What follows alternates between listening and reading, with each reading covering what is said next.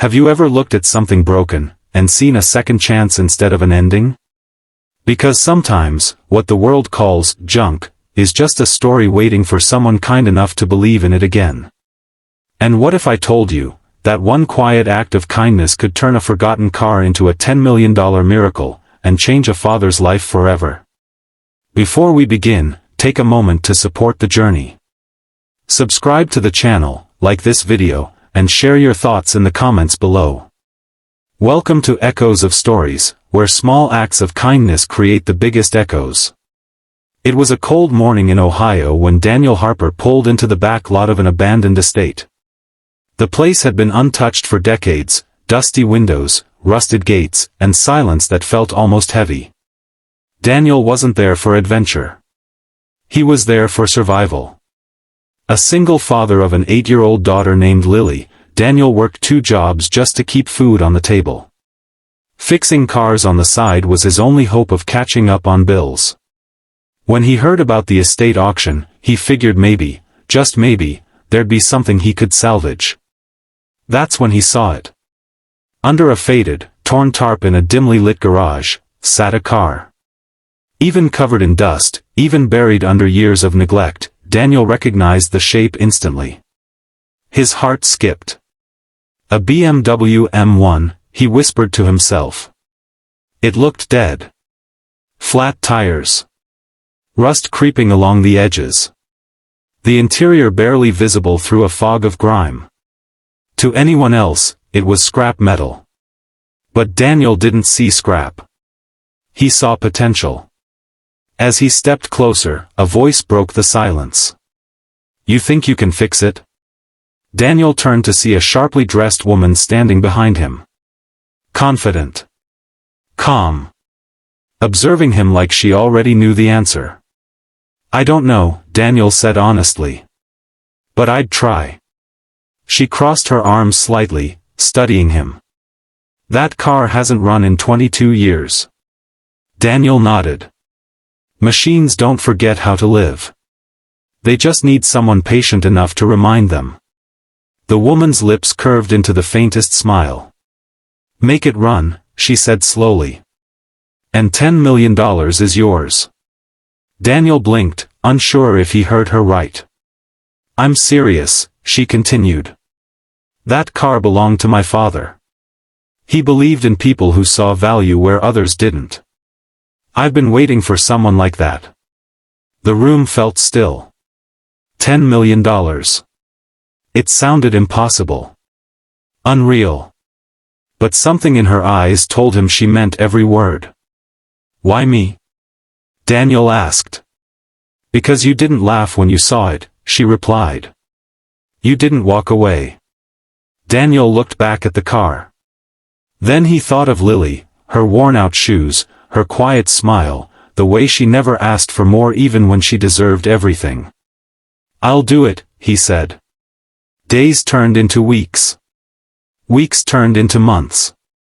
Every night after work, Daniel returned to that garage. His hands became stained with oil. His back ached. There were moments he wanted to quit, moments when nothing worked, when parts refused to cooperate, when hope felt like a fragile thing slipping through his fingers. But then he'd hear Lily's voice in his head. You always fix things, Dad. And he'd keep going. One evening, Lily came with him. She sat quietly in the corner, watching her father struggle with a stubborn engine bolt. Why do you care so much about that car? She asked. Daniel paused. He looked at her, really looked. Because someone believed it was worth saving, he said softly. And I guess I believe that too. Lily smiled. Like you believe in me? Daniel's throat tightened. Exactly like that. That night, something shifted. Not in the car, but in Daniel. He stopped thinking about the money. Stopped worrying about the outcome. He just focused on doing his best, on giving the car the care it deserved. And then, one quiet evening, it happened. The engine coughed. Once. Twice. And then. It roared to life. Daniel froze. His hands trembled as the sound filled the garage. It wasn't just noise, it was a heartbeat. A second chance. Tears welled in his eyes. He did it. A few days later, the woman returned. She walked slowly around the car, now cleaned, restored, alive again. Her fingers brushed lightly against the hood as if greeting an old friend. "You brought it back," she said. Daniel nodded. It just needed time, and someone to care. She turned to him, her expression softer now. "My father used to say," she began, "that the world doesn't run on money, it runs on kindness. He left me this challenge to find someone who understood that." Daniel stayed silent. "I don't care about the car," she continued. "I care about what you proved." She reached into her bag and handed him an envelope. Inside was a check. $10 million. Daniel stared at it, overwhelmed. "I don't know what to say." "Say you'll keep being who you are," she replied. "Because that's worth more than anything I just gave you." Daniel went home that night and hugged Lily tighter than ever before. Life changed after that. The bills disappeared. The stress lifted. But more importantly, Daniel never forgot what got him there. Kindness. He started helping others in his community, fixing cars for free, mentoring young mechanics, giving people the same chance he was given. Because he understood something most people miss. Kindness isn't about what you get in return. It's about seeing value where others don't. And sometimes, when you choose to care, when you choose to believe, you don't just fix what's broken. You bring it back to life. So the next time you see something, or someone, the world has given up on, remember Daniel. Remember that old BMW. And remember this. A little kindness can turn even the most forgotten story into something extraordinary. And who knows? Maybe the next miracle is waiting for you to believe in it. Sometimes people think the story ends when the reward is given. Like once the check is written, once the engine roars back to life, that's it. But real stories? They don't end there. They begin. Because what Daniel Harper did next mattered far more than the $10 million he received. At first, life felt unreal. Daniel would wake up in the same small house, still expecting the same struggles. For weeks, he couldn't shake the habit of checking prices twice at the grocery store, or calculating how much gas he could afford. But Lily noticed the difference before he did. "Dad, you're smiling more," she said one morning. Daniel paused. She was right. For the first time in years, the weight on his shoulders had lifted. But something else had taken its place, a quiet responsibility. He remembered the woman's words. The world runs on kindness. And Daniel made a decision. He wasn't going to let this miracle stop with him. The first thing he did surprised everyone. Instead of buying a mansion or expensive cars, Daniel reopened a small, run-down garage in his neighborhood. The kind of place most people drove past without noticing. But Daniel saw it the same way he saw that BMW. Potential. He called it Second Chance Auto. At first, people were curious. Some came just to see if the rumors were true, that a millionaire mechanic was fixing cars again. But Daniel didn't act like a millionaire. He got his hands dirty. He listened to people's problems. Single moms who couldn't afford repairs.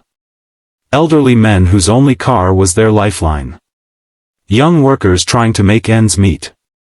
And sometimes, he didn't charge them at all. Word spread quickly. Not about the money, but about the kindness. One afternoon, a teenage boy named Marcus walked into the garage. His clothes were worn, his eyes tired. "My mom's car broke down," he said quietly. "We can't afford much, but I can work for it." Daniel looked at him for a moment, seeing something familiar. Himself. "Let's take a look," Daniel said. They worked side by side for hours. Daniel didn't just fix the car, he taught Marcus how to fix it.